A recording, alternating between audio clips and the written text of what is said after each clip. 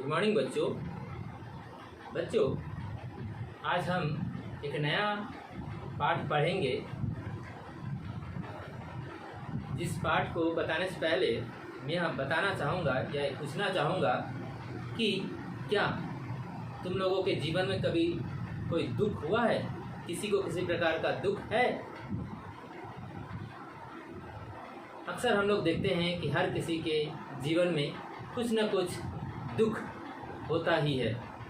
जैसे कि अगर बचपन में देखा जाए तो किसी छोटे बच्चे से अगर पूछा जाए कि तुम्हारा क्या दुख है, तो वे क्या बताएंगे कि मुझे चॉकलेट नहीं मिल रहा, मुझे आइसक्रीम नहीं मिल रहा। इस बात का दुख वे बताते हैं, है ना। उससे अगर थोड़ी सी ज़्यादा उम्र के बच्चे से अगर पूछा जाए तो वह कहेंगे कि मुझे पापा खिलौना लाकर नहीं देते, मेरे पापा मुझे कुछ भी सामान लाकर नहीं देते। यह कहते हैं कि यह मेरा दुख है। फिर धीरे धीरे जब हम थोड़े से और ज़्यादा उम्र में जाते हैं, यानी आप टू क्लास 8, 9, 10 तक तुम लोगों के स्टेज में, तो तब होता है कि इस पढ़ाई, एग्ज़ाम, इससे मैं तंग आ गया हूँ, यह मेरी सबसे बड़ा दुख है। तो और जब थोड़ा मैच्योर्ड पर्सन के पास जाते हैं तो वे कहते हैं कि मेरा बंगला नहीं है, मेरा कार नहीं है, ये नहीं है, वो नहीं है, तरह तरह की दुख की बातें बताते हैं। तो बच्चों, एक्चुअली दुख क्या होता है और किसे हमें दुख कहना चाहिए, वे एक्चुअली अलग प्रकार की दुख होते हैं। यह एक्चुअली जो अभी हम लोगों ने देखा कि चॉकलेट चाहिए, बंगला गाड़ी चाहिए, मोबाइल चाहिए, कोई अच्छा क्वालिटी का आइसक्रीम चाहिए, यह सारे एक्चुअली हो गए हमारे चाहिदा, हमारी उसके प्रति आसक्ति यानी लालसा, है ना। यह हमारी हो गई कामनाएं। यह दुख नहीं है, यह एक्चुअली हमारी कामनाएं हैं। परंतु दुख किसे कहते हैं, वे आज हम लोग जानेंगे, पढ़ेंगे और समझेंगे कि दुख किसे कहते हैं। तो बच्चों, आज हम लोग नया जो पाठ पढ़ने जा रहे हैं, उस पाठ का नाम है दुख, जिसे कि मैंने लिखा है कि पाठ संख्या 11 दुख, है ना। तो सभी बच्चे सबसे पहले अपने अपने किताब सामने रख लो और एक पेंसिल भी रख लो, ताकि जो कठिन शब्द या जो कुछ मैं बताऊंगा या जो कुछ मैं अंडरलाइन करने के लिए कहूँगा वे कर लिया करना, ताकि भविष्य में काम आ सकता है जब एग्ज़ाम का टाइम होगा। तो बच्चों, इस पाठ को, दुख जो पाठ है, इसको पढ़ने से पहले हम लोग उसके जो लेखक हैं उनके बारे में हम लोग थोड़ा बहुत जानकारी हासिल करते हैं। यह जो कहानी है दुख, इसको लिखा है यशपाल जी ने। देखो, यह पाठ संख्या 11 दुख, है ना। और इसके जो लेखक हैं, यानी यह जो तीर का निशान है और यह जो लिखा गया है यशपाल, यही इस कहानी के लेखक हैं। तो बच्चों, इस पाठ को पढ़ने से पहले हम लोग लेखक के बारे में थोड़ा बहुत जानकारी हासिल कर लेते हैं। तो बच्चों, कहा जाता है कि यशपाल प्रेमचंदोत्तर कहानीकारों में यशपाल जी का नाम अग्रणी है। यानी कि प्रेमचंदोत्तर कहानीकारों में, यानी प्रेमचंदोत्तर, है ना। यहाँ पर जो शब्द आया है प्रेमचंदोत्तर, है ना, इसमें एक होता है प्रेमचंद पूर्व, है ना। यानी प्रेमचंद जब हिंदी साहित्य में जब उनका प्रादुर्भाव हुआ, उनसे पहले के जो लेखक कवि थे उन्हें कहते हैं प्रेमचंद पूर्व युगीन, है ना, यानी प्रेमचंद से पूर्व। और प्रेमचंद युगीन अर्थात प्रेमचंद जिस काल में, जिस समय में, जिस युग में थे, उसे कहा जाता है प्रेमचंद युगीन। यानी प्रेमचंद के समय जितने सारे कहानीकार, जितने सारे कवि थे, उन्हें कहा जाता है, यानी उस समय में लिखे गए जितने सारे कवि, कहानी लेखक जो हैं, उन्हें कवि प्रेमचंद युगीन कहा जाता है। और प्रेमचंदोत्तर, है ना, यानी प्रेमचंदोत्तर यानी प्रेमचंद जी के बाद में, है ना। प्रेमचंद जी के बाद में जितने सारे कहानीकार आते हैं उन्हें कहा जाता है प्रेमचंदोत्तर कहानीकार। तो कहते हैं कि जो यशपाल जी हैं वे प्रेमचंद जी के बाद के कहानीकार हैं, यानी प्रेमचंदोत्तर कहानीकारों में यशपाल जी का नाम अग्रणी है। यानी प्रेमचंद के बाद के जो कहानीकार है उसमें अगर देखा जाए तो यशपाल जी का नाम सबसे पहले आता है। उनका जन्म फिरोजपुर छावनी में सन 1903 में हुआ था। यानी कि जो यशपाल जी जो लेखक हैं उनका जन्म कहाँ हुआ था? फिरोजपुर छावनी में सन 1903 में हुआ था। 1903 में उनका जन्म हुआ था, यानी जब हमारे भारत स्वाधीन नहीं हुआ था। यशपाल जी ने प्रारंभिक शिक्षा स्थानीय विद्यालय से तथा उच्च शिक्षा लाहौर से पाई। कह रहे हैं कि जो यशपाल जी हैं उनका जो प्रारंभिक यानी शुरुआती जो शिक्षा का लहर था या शिक्षा का जो दौर था, उन्होंने स्थानीय यानी उनके सामने के ही किसी स्थान में एक विद्यालय था, उसी में उन्होंने अपनी प्रारंभिक शिक्षा प्राप्त किया। उसके बाद जो उच्च शिक्षा जो था वे लाहौर में पाई। लाहौर बच्चों, लाहौर कहाँ पर है? लाहौर पाकिस्तान में है ना। लाहौर जो है वो पाकिस्तान में है। यानी पहले जब भारत का बंटवारा नहीं हुआ था उससे पहले लाहौर जो था वे वे भारत का ही हिस्सा था, लेकिन आज वे भारत का बंटवारा हो जाने के कारण वे लाहौर आज पाकिस्तान में चला गया है। इसलिए उनका जो उच्च शिक्षा का जो प्राप्ति है वह लाहौर से ही उन्होंने प्राप्त किया है। वे क्रांतिकारी विचारों के व्यक्ति थे और उन्होंने अमर शहीद भगत सिंह के साथ मिलकर भारतीय स्वतंत्रता आंदोलन में भी भाग लिया था। कहने की वे एक लेखक के साथ साथ वे जब भारत में स्वाधीनता आंदोलन की दौर चल रहा था तब वे भगत सिंह के साथ यानी शहीद भगत सिंह के साथ उन्होंने स्वाधीनता संग्राम में भाग लिया था। आपकी भाषा और शैली प्रसाद गुण संपन्न और कलात्मक है। यशपाल जी की कृतियाँ इस प्रकार है। उनकी जो कृतियाँ हैं यानी जो उन्होंने उपन्यास, कहानी संग्रह या आत्मकथा जो उन्होंने लिखा है उसका क्या क्या है वह विवरण अभी हम लोग देखेंगे कि उनकी उपन्यास। सबसे पहले उनके उपन्यास के बारे में जानेंगे कि उनके उपन्यासों में से हैं देशद्रोही, फिर है दादा कामरेड, फिर है झूठ सच, तेरी मेरी उसकी बात, दिव्या, यह उनकी उपन्यास हैं। उनकी कहानी संग्रह के नाम क्या क्या है देखते हैं। ज्ञानदान, तर्क का तूफान, पिंजरे का उड़ान, फूलों का कुर्ता, उत्तराधिकारी, यह सारे उनकी कहानी संग्रह है। और उनकी आत्मकथा है सिंहावलोकन, है ना, उनकी यह आत्मकथा है। आपकी मृत्यु, यहाँ पर कहा गया है आपकी मृत्यु। बच्चों इससे पहले भी मैंने बताया था कि आपका या आपकी जो संबोधन हम लोग करते हैं वह किसी बड़े प्रख्यात व्यक्ति या छोटे को भी किया जाता है, यानी यह एक तरह की सम्मान दिया जाता है। तो इसीलिए यहाँ पर वहाँ उनके नाम के आगे कहा जाता है आपकी मृत्यु सन 1977 में हुई। यानी इनका जो जन्म था वे 1903 में हुई थी और इनका जो मृत्यु हुआ था वे है 1977 को इनका देहावसान हुआ। तेरी मेरी उसकी बात पर यशपाल जी को साहित्य अकादमी पुरस्कार से नवाजा गया था या उन्हें मिला था। कह रहे हैं कि तेरी मेरी उसकी बात जो उपन्यास हैं इन पर उन्हें साहित्य अकादमी पुरस्कार से उन्हें सम्मानित किया गया था। कुछ वर्षों तक उन्होंने विप्लव नामक पत्रिका का संपादन भी किया था।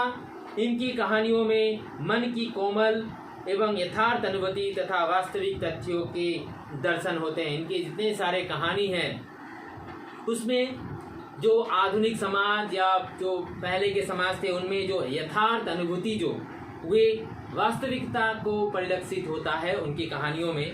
तो बच्चों यह थी लेखक यशपाल जी के बारे में थोड़ा बहुत जानकारी। अब हम लोग पढ़ेंगे यह पाठ जिसका नाम है दुख यानी कष्ट, है ना। यह जो दुख कहानी है इसके बारे में हम लोग पढ़ेंगे, जिसमें कहा जाता है कि जिसे मनुष्य सर्वापेक्षा अपना भरोसा करता है, जब उसी से अपमान और तिरस्कार प्राप्त हो तब मन वितृष्णा से भर जाता है, एकदम मर जाने को इच्छा होने लगती है। इसे शब्दों में बता सकना संभव नहीं। कह रहे हैं कि जिस मनुष्य के जीवन में जो वे सर्वापेक्षा यानी यहाँ पर जो सर्वापेक्षा शब्द है, सर्वापेक्षा, यहाँ पर एक शब्द है सर्वापेक्षा, लेकिन यहाँ पर जब इसे हम लोग तोड़ेंगे तो देखेंगे इसमें दो शब्द हैं। एक हो गया सर्व, है ना, जुग अपेक्षा।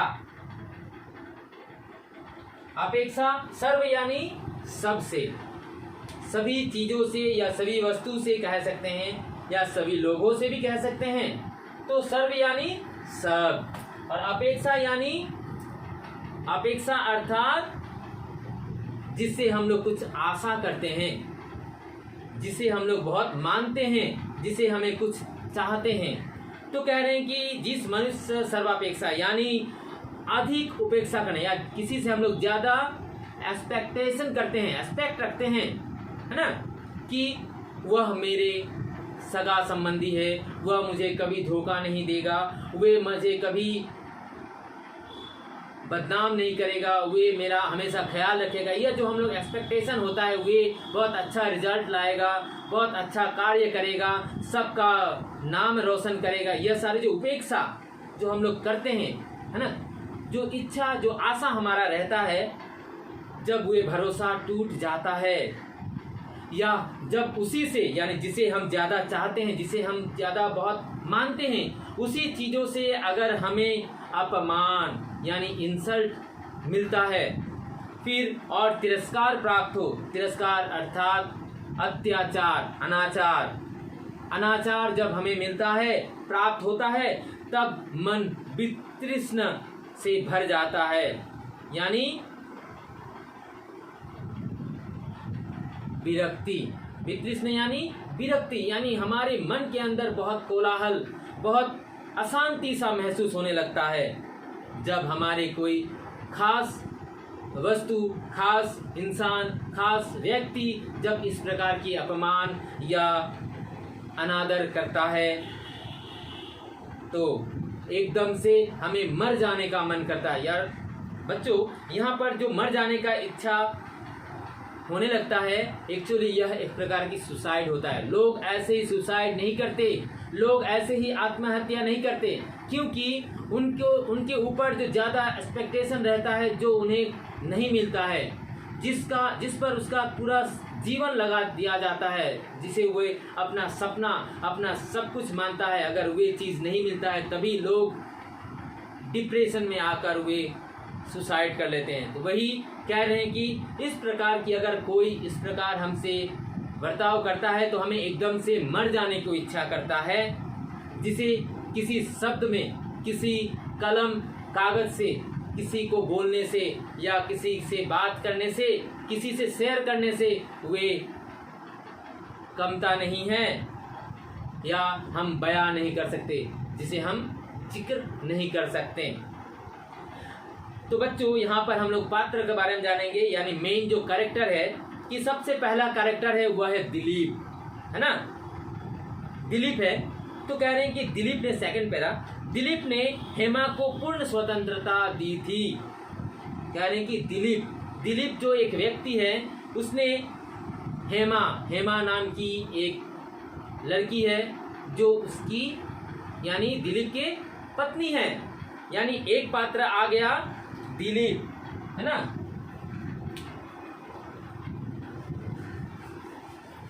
एक पात्र आ गया कि दिलीप, यह हो गया फर्स्ट पात्र। फिर सेकंड हो गया हेमा, जो हो गई सेकंड पात्र। हाँ, तो यह जो कहानी है दुख, इसमें सबसे पहला पात्र है और प्रमुख पात्र है जो है वह है दिलीप, और दूसरी जो पात्री है वह हो गई हेमा, जो दोनों पति पत्नी हैं। दोनों क्या हैं? पति पत्नी हैं, हस्बैंड वाइफ। तो कह रहे हैं कि दिलीप ने अपने पत्नी को जो स्वतंत्रता यानी जो छूट उसने दिया था कि आप कहीं भी जा सकती हो, आप कुछ भी कर सकती हो।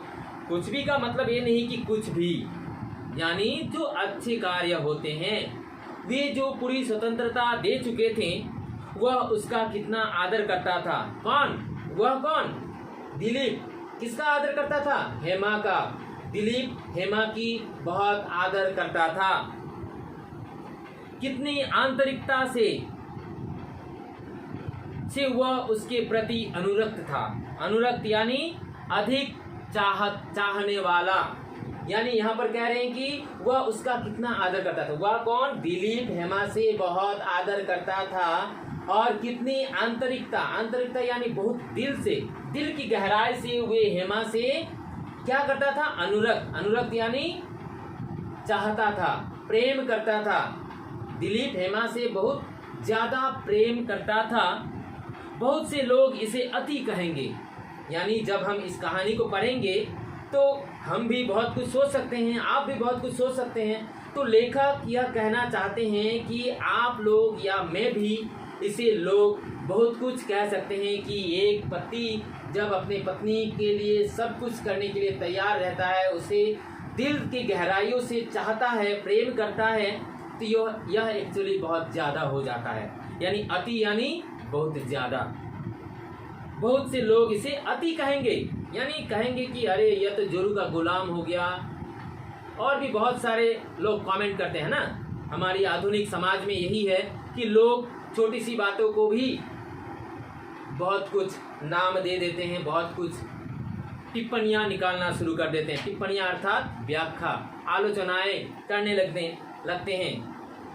इस पर भी जब हेमा को संतुष्ट न कर सका और हेमा केवल दिलीप के उसकी सहेली के साथ सिनेमा देख आने के कारण दिन भर रूठी रहकर दूसरे ही दिन माँ के घर चली गई, तब दिलीप के मन में शोभ का अंत न रहा।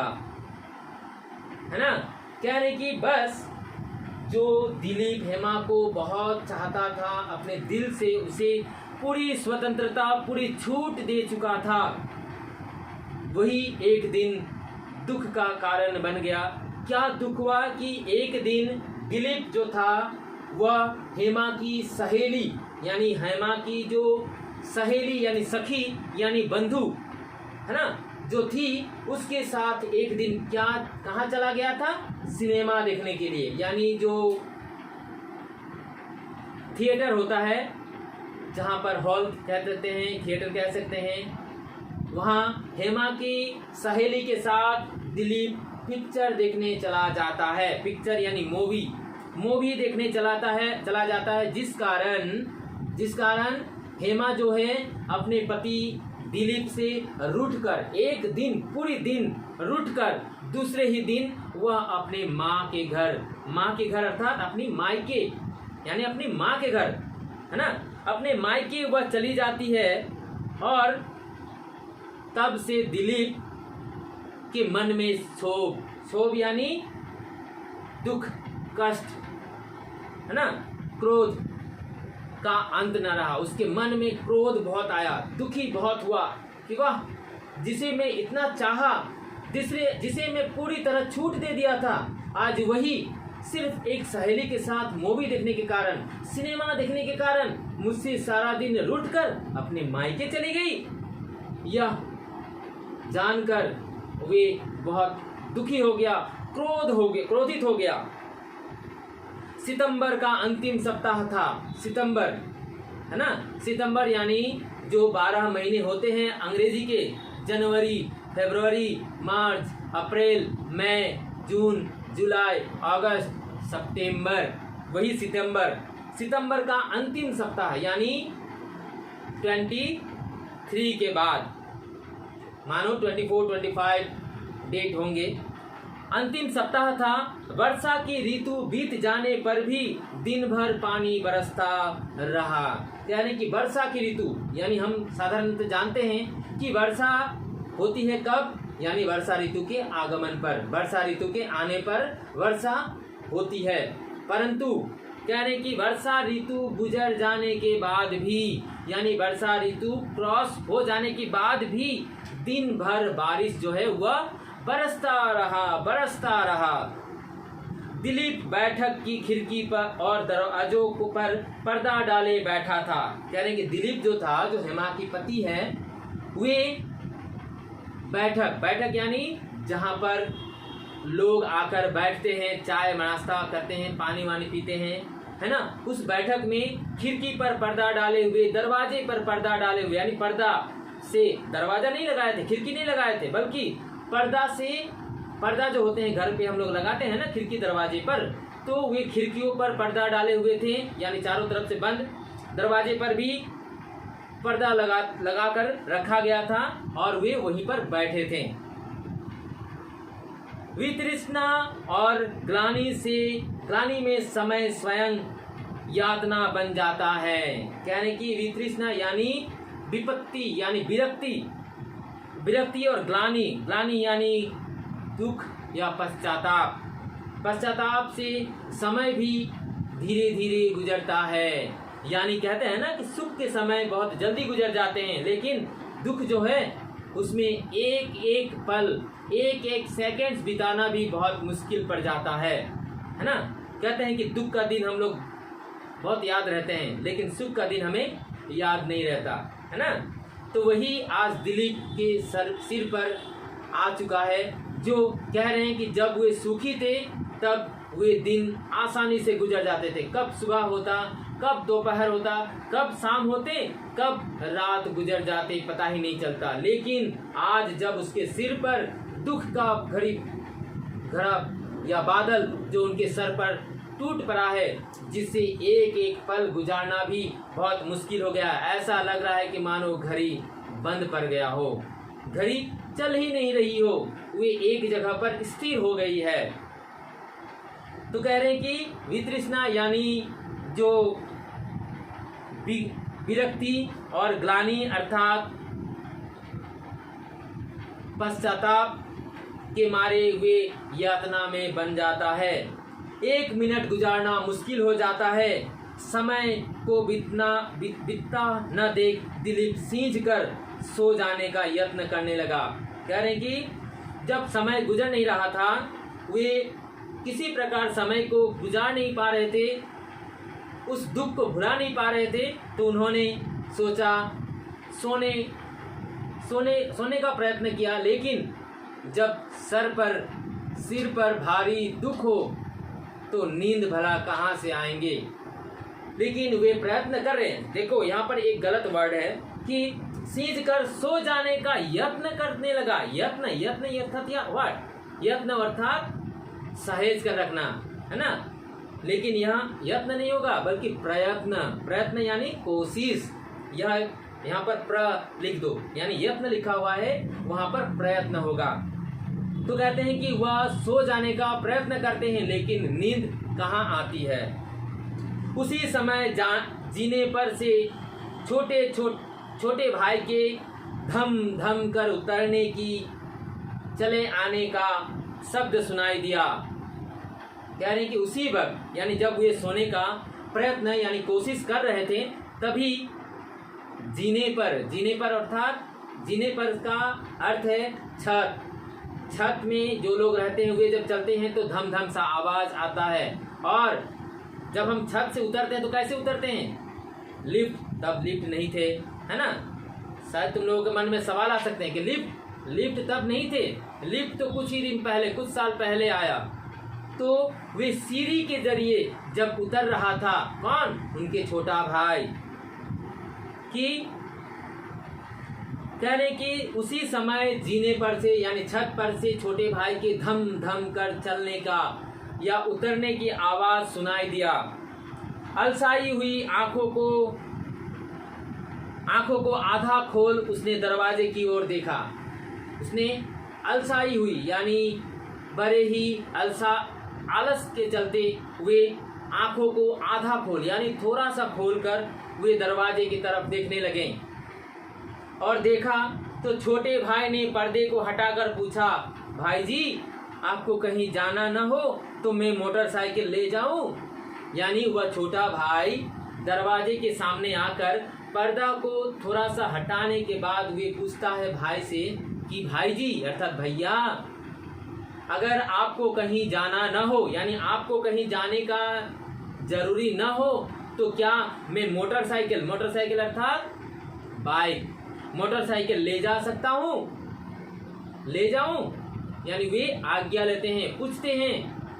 इस विघ्न से शीघ्र छुटकारा पाने के लिए दिलीप ने हाथ के इशारे से इजाजत दी, आंखें बंद कर ली। यानी कि इस विघ्न यानी वह जो उनके सर पर जो दुविधा, जो कष्ट, जो दुख उनके सिर पर मंडरा रहा था, वे भारी भरकम बाधा से विघ्न न आने के कारण शीघ्र उससे छुटकारा पाने के कारण वे हाथों से, मुंह से कुछ नहीं बोले, हाथों से सिर्फ इशारा किया। ऐसे इशारा किया मतलब ले जाओ, इजाजत दी और फिर आंखें बंद कर लिया। उन्होंने छोटे भाई को इजाजत दिया कि ठीक है ले जाओ और अपनी आंखें बंद कर लिया और फिर से सोने का प्रयत्न करने लगे। दीवार पर टंगे क्लॉक ने कमरे को गूंजाते हुए 6 बज जाने की सूचना दी। यानी कि दीवार अर्थात वाल, यह जो वाल है इसे कहते हैं दीवार। पक्के का जो दीवार होते हैं उसे कहते हैं दीवार, है ना। दीवार पर टंगे क्लॉक अर्थात घड़ी, वॉच के यानी पहले जमाने के जो वॉच होते थे वे बहुत जोर जोर से आवाज लगाते, यानी जब उसमें 4 बजते तो उसमें 4 घंटियां, पहले तो वे आवाज टंग टंग टंग टंग टंग टंग टंग टंग टंग, उसके बाद अंत में उसमें से अगर 4 बजते हैं तो 4 घंटी मारते हैं, टंग टंग टंग टंग। यानी इससे पता चलता है कि अभी कितने बजे हैं, 4। वैसे ही उस दीवार से टंगे क्लॉक जो है या घड़ी जो है, जो गुंजाते हुए यानी बहुत जोर से आवाज करते हुए, पहले तो बहुत जोर से आवाज करता है कॉलिंग बेल की तरह, फिर 6 घंटी मारता है, टंग टंग कर 6 बार उसमें घंटी बजते हैं, जिससे दिलीप को पता चलता है कि 6 बज गए हैं, शाम के 6 बज गए हैं। सूचना अर्थात उन्हें आभास मिलता है। दिलीप को अनुभव हुआ क्या वह यूं ही कैद में पड़ा रहेगा। दिलीप मन ही मन सोचा कि क्या मैं इसी प्रकार अपनी दुख के कारण इसी कमरे में पड़ा रहूं, कैद रहूं। उठकर खिड़की का पर्दा हटाकर देखा, बारिश थम गई थी। अब उसे दूसरा भय हुआ, कोई आ बैठेगा और अप्रिय चर्चा चला देगा। कहने की जब उन्होंने पर्दा हटाकर देखा तो खिड़की का पर्दा हटाकर देखा तो देखा कि बारिश रुक चुकी है ना, बारिश थम गई है। तब उन्होंने सोचा कि अब मुझे कहीं दूर जाना पड़ेगा, वरना कोई एक दूसरा भय उन्हें सता रहा था कि कोई अगर आ बैठेगा, यानी कोई दोस्त या फिर कोई सगा संबंधी, कोई रिश्तेदार या कोई पड़ोसी आकर बैठ जाए तो वे अप्रिय चर्चा, यानी अभी तो उनका मूड ऑफ है ना, या उनको बहुत दुख है ना, बहुत कष्ट है। अगर इस वक्त अगर कोई आ जाए, जैसे हमें भी कभी दुख होता है या आप सबको भी कभी दुख होता है, जब आप लोगों का मूड ऑफ रहता है, तब अगर कोई आपसे बात करना भी चाहे, आपको फोन आए, तब भी आपको एक गुस्सा सा प्रतीत होता है कि इसी वक्त इसका फोन आना था, अभी इसका आना था। हम क्या करते हैं, उससे छुटकारा पाने के लिए रिसीव नहीं करते, है ना, फोन को छोड़ देते हैं। वैसे ही दिलीप जो है वे सोचने लगते हैं कि कहीं कोई आ बैठेगा तो अप्रिय चर्चा चलाने लगेगा, इससे पहले मैं घर से निकल जाता हूं, है ना। तो बच्चों, इस क्लास में हम लोग यहाँ तक ही पढ़ते हैं, उसके बाद में दूसरी क्लास में मैं बताऊंगा।